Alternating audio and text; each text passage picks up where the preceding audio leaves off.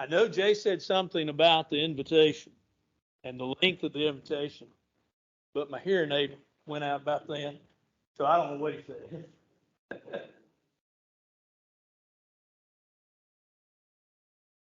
Jared and Jenny had a pretty rough year. Things hadn't gone their way. They had quite a few bills to come in, and the business was not near what it should have been. It was getting to be Christmas time, and they knew that they didn't really have money to celebrate Christmas. But they wanted to be in that spirit. They wanted to have that spirit of Christmas and Thanksgiving. And so they thought. And they knew that after the first of the year, they were going to have to get out of their house. Couldn't afford it anymore. The bank was going to foreclose on it. And so they thought, and they came up with an idea. Towards the closer to Christmas, they decided to have a party at their house. And they invited several of their friends.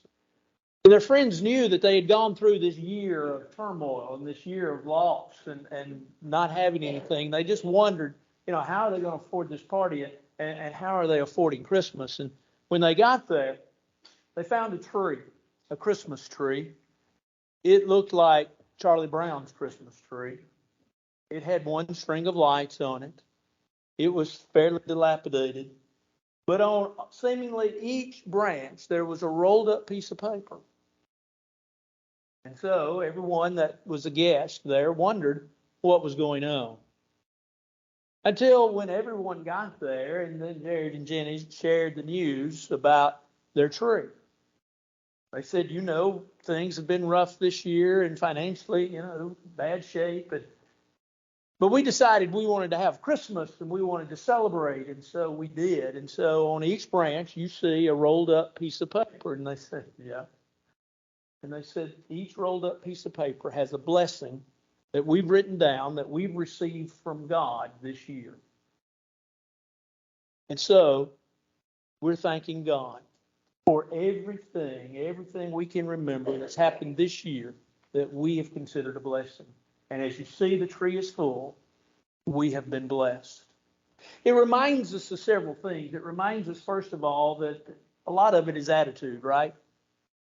But to have an attitude of gratitude, and in this time, I love Thanksgiving. Preached on being thankful Sunday morning, but I love Thanksgiving because it's right before the chaos of Christmas, and it's right after the sizzling summer that you've had, and it's just a time to catch your breath before it all starts up. But it's time to be thankful. We are to be thankful. Why? Because God has done great things. Mary came in Luke chapter 1 to the house of Elizabeth and Zacharias. She'd been told she was going to have a son. He'd be the Savior of the world. And when she got there, of course, we know the story. We know how that the babe John leaped in Elizabeth's womb and how she really extolled the greatness of Mary. And then Mary gives a very long dissertation, really, of thankfulness. She says, with regards to the mighty, she says, for the mighty have done great things for me. The mighty have done great things for us.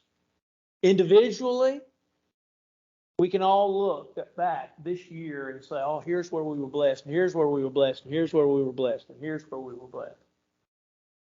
Collectively, as a group, as a congregation, we can say we've been blessed. We've been able to do a lot of good things. Just Monday, they came and got 21 boxes of food and 21 turkeys. I didn't go. They had 22, but they had 21 turkeys that went out the door. The folks that don't have as much as we. Great things to be thankful for. The greatest gift, of course, is Christ. The great thing that Christ did for us is came to die for us, to save us.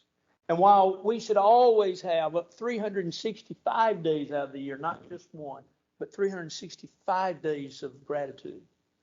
We're thankful for the Son that died for us.